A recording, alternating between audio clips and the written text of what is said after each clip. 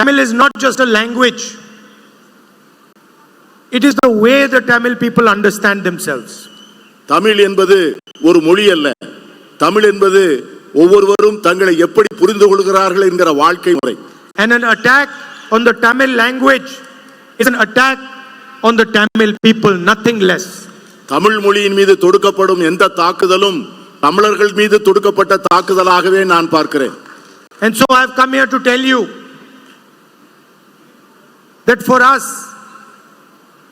your language, your tradition, your history, these are most important for us and our politics. என்னை பொறுத்தவரை உங்களுடைய மொழியும் உங்களுடைய கலாச்சாரமும் உங்களுடைய பண்பாடும் எல்லாவற்றையும் விட எனக்கு அவை மிக மிக முக்கியம். There can be no India without Tamil, without Bengali, without these large numbers of languages that our people speak.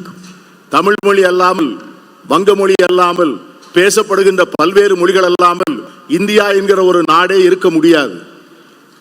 And that is really what the fight is about. We say that all our people, all our traditions, all our languages are sacred. And they say that there should be one leader, one language, one tradition, one history. நம்மை பொறுத்தவரை இந்தியாவில் இருக்கிற எல்லாவித கலாச்சாரங்களும் பண்பாடும் மிக புனிதமானவைகள் என்று கருதுகிறோம். ஆனால் அவர்களோ ஒரே நாடு, ஒரே தலைவர், ஒரே மொழி என்பதிலே குறிக்கோளாக இருக்கிறார்கள். And what is the result of their ideology? The highest unemployment in 45 years. 83% of unemployed people are youngsters.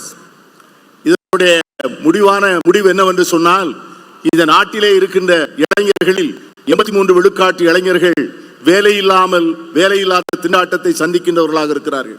India today is more unequal than it was under the British. பிரிட்டிஷார் இருந்த காலத்தை விட இப்பொழுது இருக்கிற இந்தியா சமச்சீரற்ற இந்தியாவாக இருக்கிறது. 21 Indians have the same amount of money that 70 crore Indian people have. இந்த நாட்டிலே 25 பழைய பணக்காரர்கள் 70 விழுக்காடு மக்கள் 70 விழுக்காடு செல்வத்தை தங்கள் கைவசம் வைத்திருக்கிறார்கள். 30 Indian farmers kill themselves every single day. ஒவ்வொரு நாளும் 30 இந்திய விவசாயிகள் தற்கொலை செய்து கொள்கிறார்கள். And yet the Prime Minister is not ready to forgive their loans.